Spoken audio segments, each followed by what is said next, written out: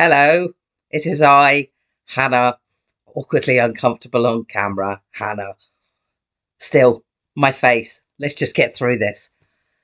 As you probably know, it is our 10th birthday. Standard issue is 10, I know, and me, not a day older. And so we decided to put together some of our favourite interviews and record a little bit of our face content. Just assume that's a reward if you wish. It's really hard to pick three because we interview loads and loads and loads of really cool people, and I am well capricious. So I've picked three. Ask me next week, I might pick three different ones. But here we go. Anyway, all three of these interviews took place between October 2020 and January 2022, which just does confirm my theory that that's probably amongst the most interesting time I've ever been alive, even if I did spend most of it on my Todd. Anyway, let's start with the first one. Let's do them in the order I did them. October 2020. I mean, what an extraordinary, genuinely awful time to be alive. We've all been shut in our houses with COVID. Everything seemed really existential and weird. America was, I was going to say on fire. That might be a bit melodramatic. It had certainly had a summer of riots and it had an election looming, which was really nasty. All I can say is it was a time where there was basically no nuance in the world. And that made me very unhappy because I love nuance. I'm a very shades of grey person. Just to confirm, that doesn't mean I'm a 50 Shades of Grey person. I am absolutely not. That is risible. Anyway, back to this interview with the author E.L. James. No, not really. It's with the author Megan Phelps-Roper about her book, Unfollow. Now, I mean, who'd have thought that so much nuance could come out of someone who was once a member of the Westboro Baptist Church? But here we are. I had actually a great afternoon. One of the things about lockdown was it meant that people hung around after you'd done interviews and chatted to you. And Megan told me loads of stuff that I was never supposed to tell anyone. But I think we're probably fine now, including the fact that one of her brothers had just left, which, yeah, it was kind of delightful to hear. I had a lovely time chatting to her. We're moving inexorably towards a time when I have to use the words smash the subscribe button. So, if you could just do that, then I won't have to say it again. I'm joined by the magic of Zoom from beautiful South Dakota by Megan Phelps-Roper, Westboro Baptist Church apostate and author of the memoir Unfollow, available now in paperback from all good bookshops. It tells the story of her time as part of what's been described as America's most hated family, what led her to say, and these are very much her own words, "This is bullshit," and what life has been like outside the church. It's an absolutely cracking read. I advise everyone to do it. Thank you very much for joining us, Megan. Thanks so much for having me. For people in the UK, you're probably best known from the series of documentaries made on Westboro Baptist Church by Louis Theroux. Although in America, your family made hundreds of appearances on television, including some very high-profile shows. In your book, you describe your relationship with the press as symbiotic. And as a member of the media myself, I'd like to start by asking what you think we could learn from the Westboro Baptist Church circus about how to report on extremist groups. Man, so I have a friend, Graham Wood. He teaches at Yale and he writes for The Atlantic, and he's written a lot about ISIS. He wrote a book called The Way of the Strangers about ISIS. And I was talking to him about this relationship that Westboro had with the media one day a few years ago. And he talked about, when he writes about ISIS, the importance of, he described it as writing in multiple registers. And it's this idea of, it's very easy to look at these extremist groups and to only see them from the perspective that we currently have, right? It's easy to see the very inflammatory things that they say and do, and to be provoked by that, and therefore to not see them as clearly as we could if we tried to understand them from their own perspective. I think his way of writing about ISIS, and it's something that I also tried to do in my own writing about Westboro.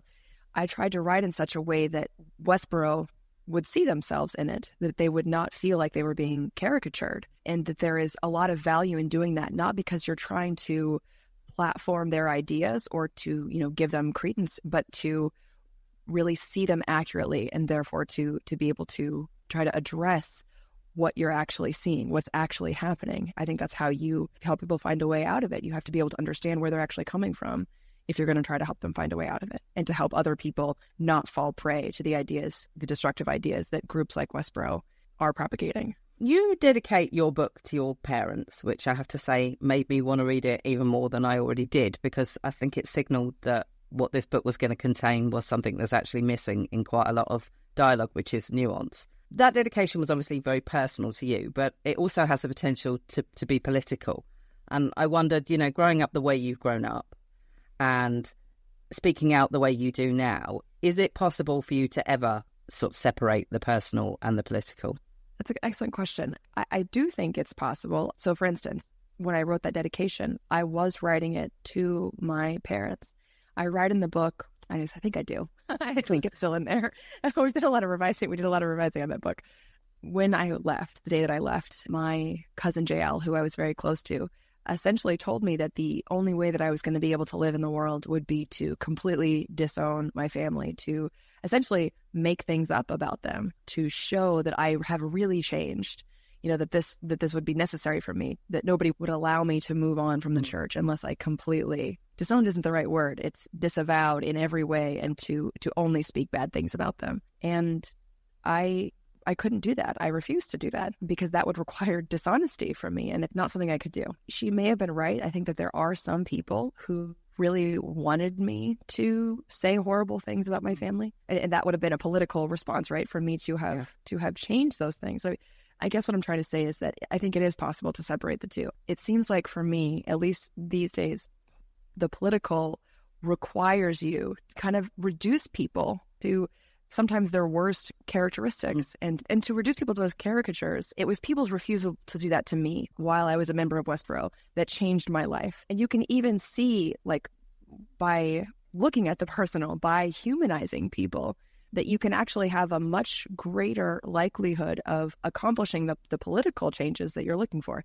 Does that make sense? It makes a lot of sense. I mean, you talk there about leaving. I mean, the parts of the book that relay your departure from the church are almost unbearably sad. And I think your story is interesting because I think it poses a question, especially in this sort of fractious times that we live in now. Would I be brave enough? Am I that person? Because we all think we are a certain person, and I'm not sure that we are. And actually, in truth, you were the person least likely, weren't you? You were the girl that everyone was surprised by. Why was it you that left?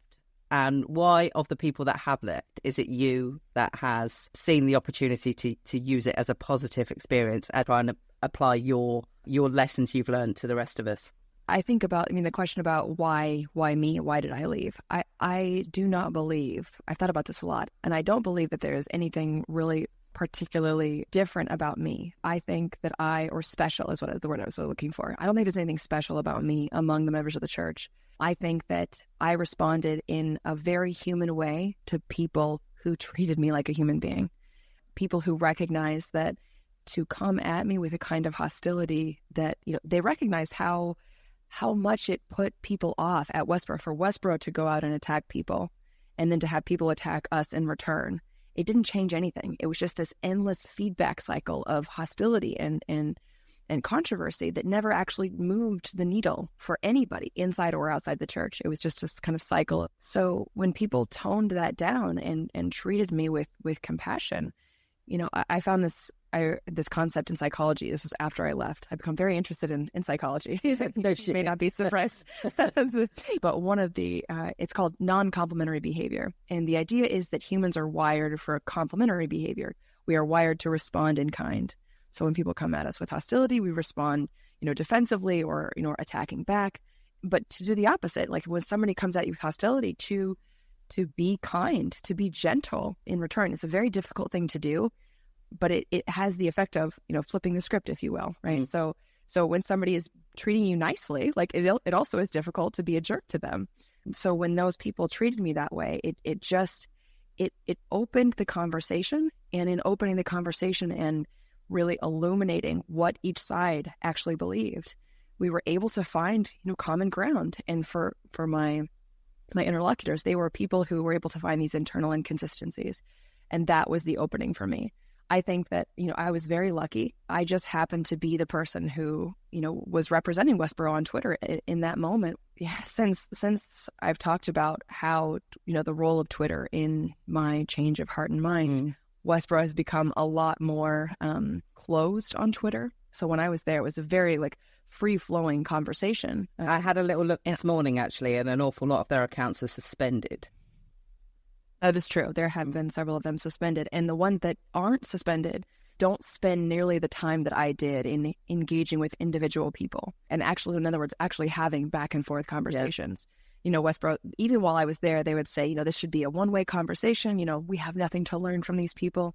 But yeah, it was a new thing for me. And so there was just so much about it that was unexpected, that I was unprepared for the kindness that I experienced there. Well, it's funny because I rewatched the Louis Theroux documentaries last night, and what sort of became clear to me, having sort of read your book and watching it again with a bit of sort of distance from the first time I watched it, when it was just, oh my God, these people, is that actually a lot of the people who confronted you, I would say they were angry. But I'd say actually an awful lot of them were really frustrated, and frustration ultimately leads to anger, doesn't it? It's like an avenue. Yeah. Because they just were hitting a brick wall. There was no chink of light to get through to you. Right. But that was the thing that was different on Twitter, was that, you know, I learned pretty quickly because of the way people treated me. Again, I've talked about this before, so forgive me if you've heard this before, but there were just several things about Twitter that changed the nature of the conversation. The first was the character limit. So I couldn't throw in those. I mean, so you saw Louis' documentaries in those early ones. I mean, you can see all the personal insults, like have a salad, like, you know, just ad hominem attacks. I couldn't fit them in on Twitter. And then I realized that when I did fit them in, when I did make a point to insult somebody, you know, it's this immediate feedback loop where I could see, you know, the person. So first we're talking about this theological point that I believe is so important and the only hope for mankind. And now we're talking about this person saying, you know, you don't know me, and being super defensive. And it's like this playground insults rather than this important conversation. So I stopped doing it. I learned how to talk to people because of Twitter. It showed me all the things that didn't work about how we were talking to people. And it changed so much about how I engaged. And it's really funny because most people look at Twitter and see it as this horrible. I have got questions about that later, I have to say. Yeah. I mean, I think that you are the only example in the world of someone who was de-radicalized by Twitter. But that again, is a whole different conversation. You were in your mid-20s when you left. And although you lay out pretty clearly in the book, including bits actually from the Bible, how selective Bible stories and perspectives were used to actually create a pretty cohesive narrative for a young child. Absolutely. You do later say, and I have a quote here, which is just, you are a lovely writer on top of everything else. It is disconcerting, shamefully, unimaginably so, to look back and accept that my fellow church members and I were collectively engaging in the most egregious display of logical blindness that I have ever witnessed, which I have to say I do also agree with. But I will say is, I think you beat yourself up a bit about the age at which you left. And I was wondering, when you've got out into, I don't know, whatever you want to call it, the outside world, the real world, that most of us are still really fucked up in our 20s, if I'm honest. Most of us don't know what we're doing. Because actually what I think is interesting is what caused you, I mean, I don't want to simplify it at all because it was a number of things that caused you to make this decision. But one of them was, and in fact, that's the one that came to the "this is bullshit" statement, came from a story that you're reading from the Bible. And you just suddenly looked and thought, the way women are treated in this universe is not something I want a part of. It disgusts me, you say. Mm-hmm. And another thing that happened around that time was that you started to realise that your parents were fallible.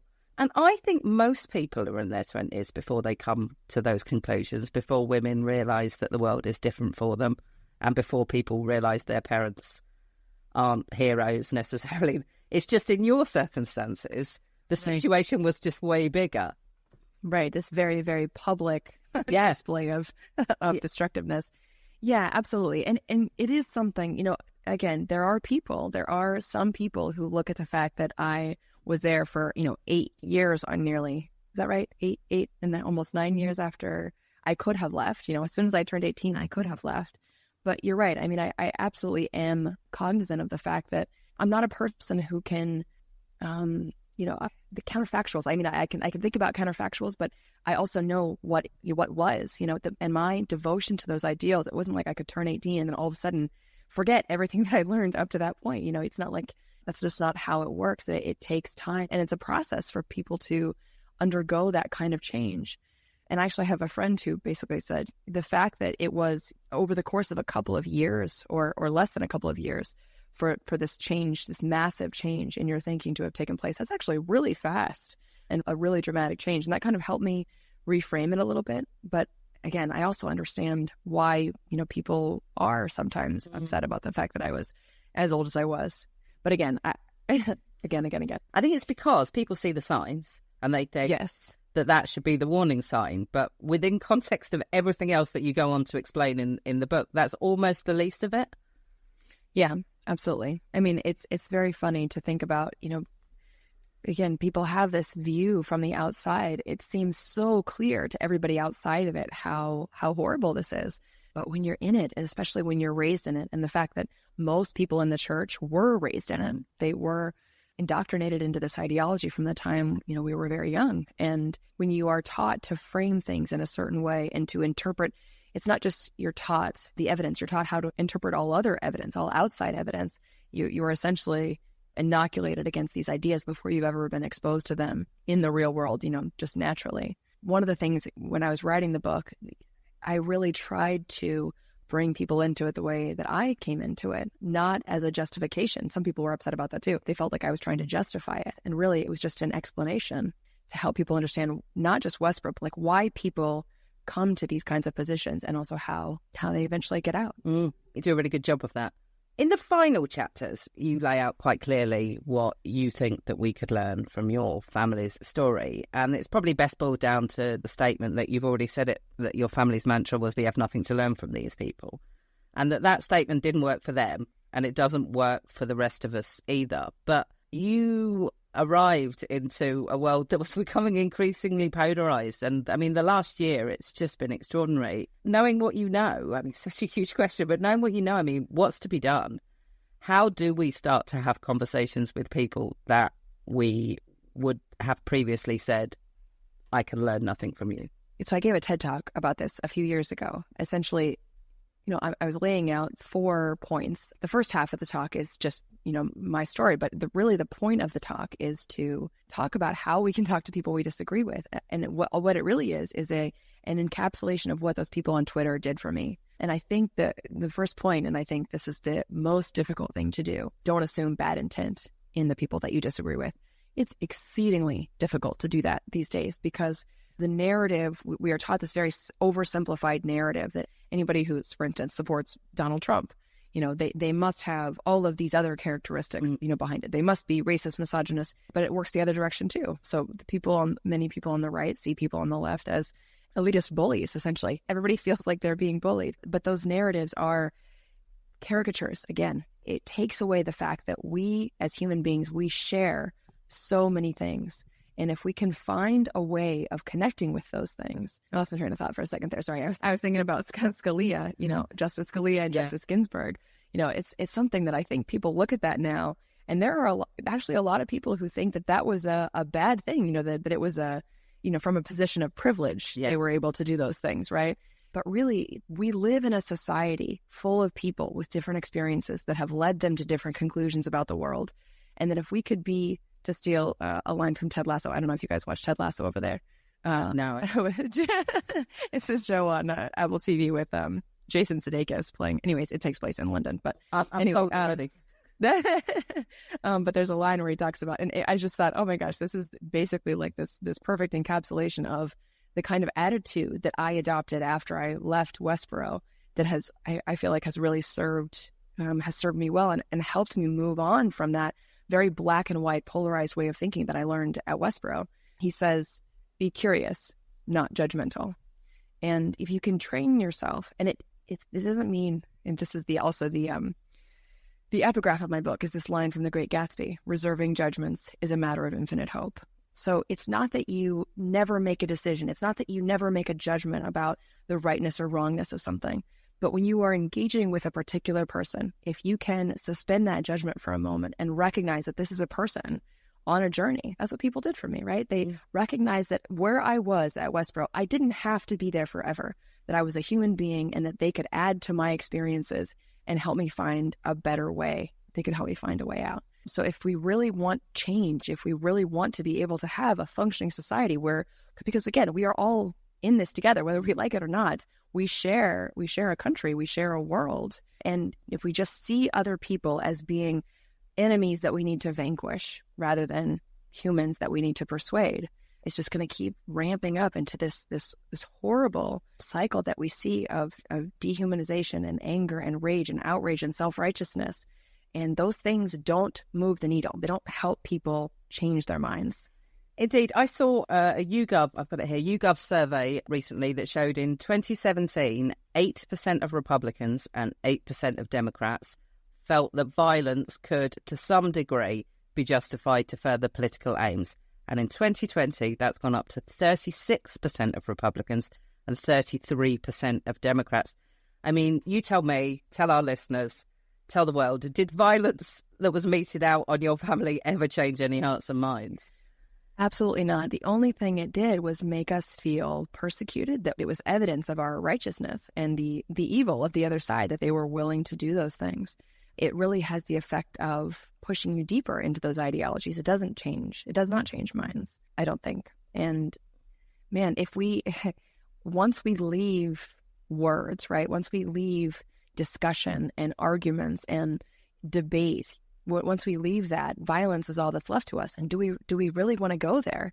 Do we really think that, something like a civil war is going to change things for the better? It really will destroy what we have. I couldn't agree more. But to be honest, it's not an especially popular opinion to be preaching at the moment, which is why I admire you for doing it, because your reasons are sound and your arguments are sound. But there is currently a no debate attitude that pervades across the political spectrum, and I find it increasingly frustrating. Yeah, and it's something that at Westboro it was the same kind of, they really believed that there was nothing for them to learn from outsiders. And it sounds like when you realize, so Westboro is this tiny group of people writing off the rest of the world, but it's no less, and in fact, and I think in a lot of ways, it's actually more dangerous, the fact that it is now such a large percentage of society that is willing to leave these norms, these civic norms that have been handed down to us that have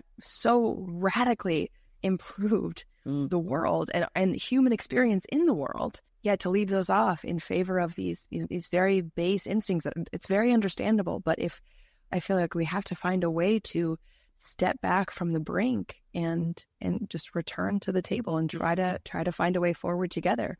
Quite often in arguments that people will be having online, or political arguments, whatever, it's very easy to suggest that the other side is stupid and doesn't really understand the whole picture, or that they're ill-educated.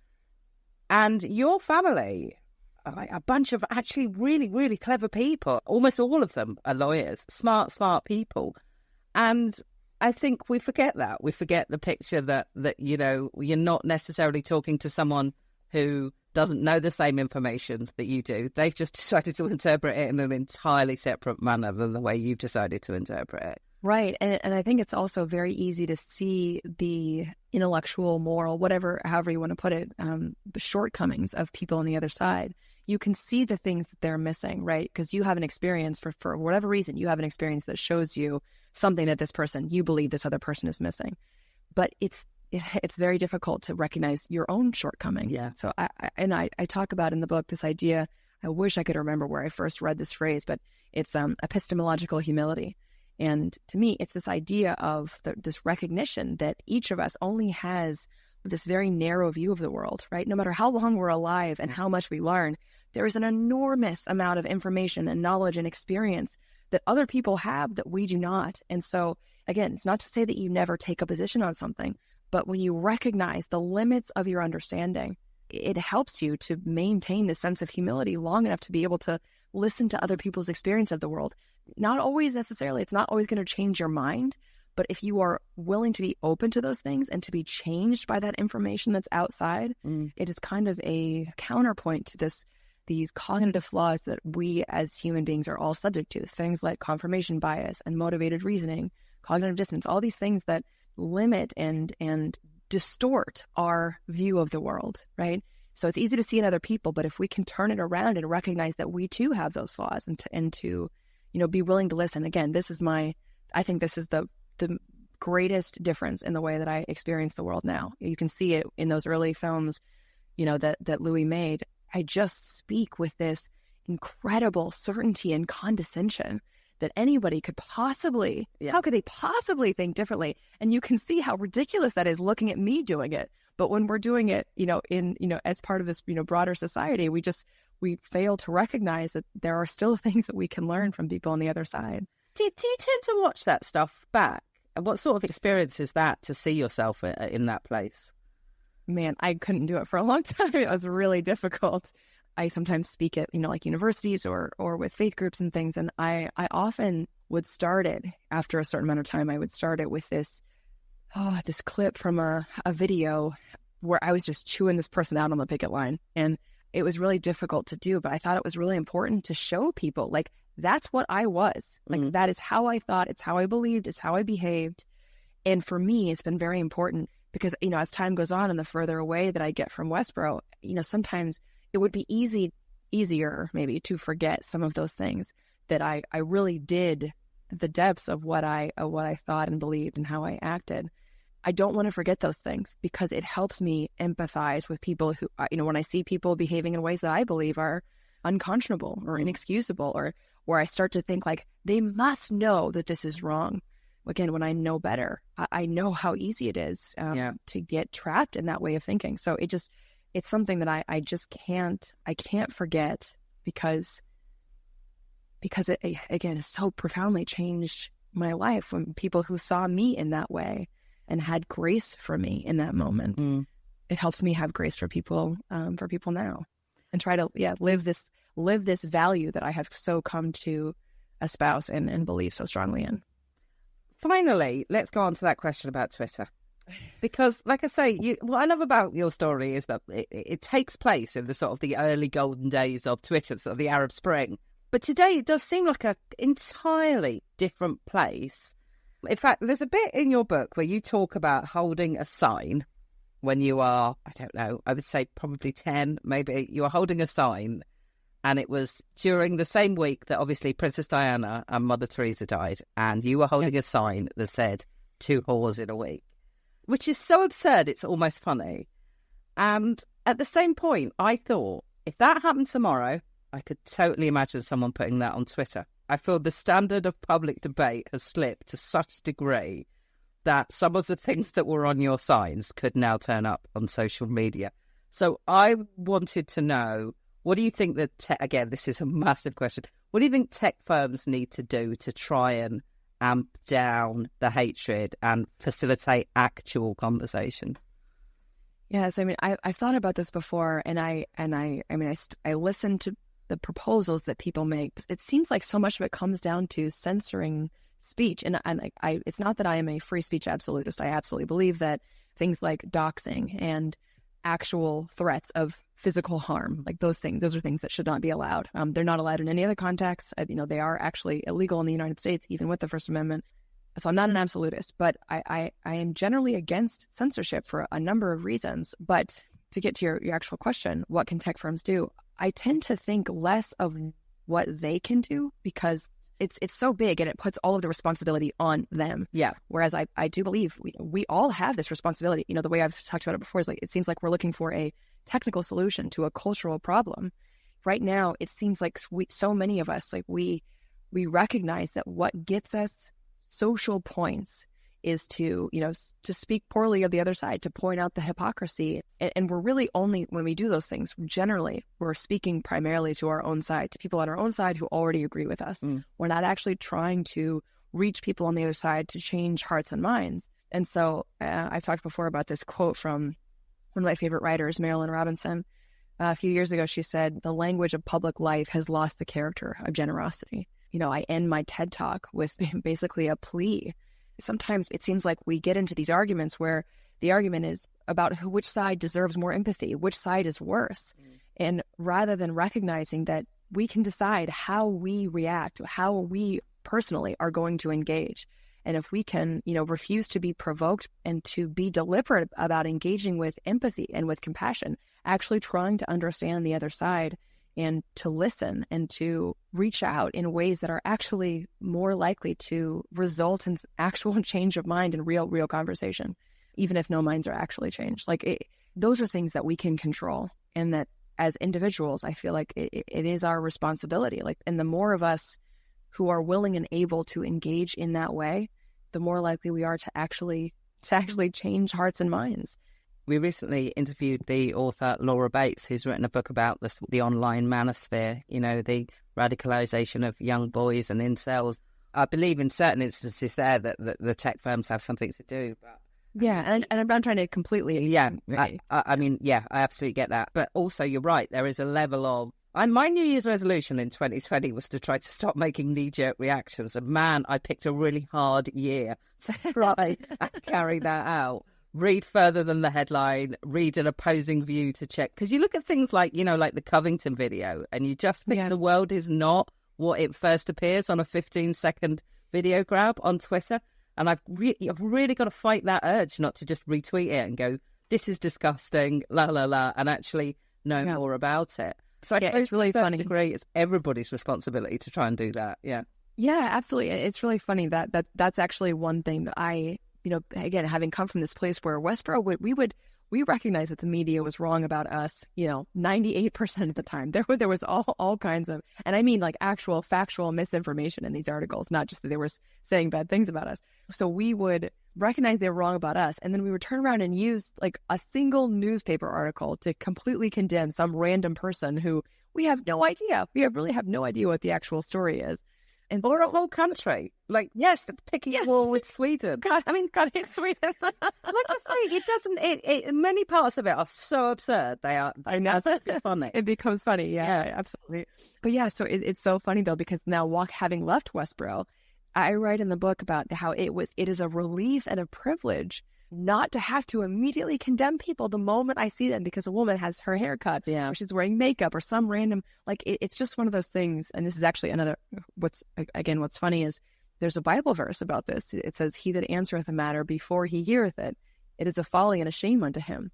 And that became this kind of this mantra in me in that time before I left. I just felt like that's all we were doing at Westboro. There's that constant judgment without enough facts, information, and evidence. And so it's something that I really resist now. And I love John Ronson talks about this, and he gets a lot of flack for it too, I think.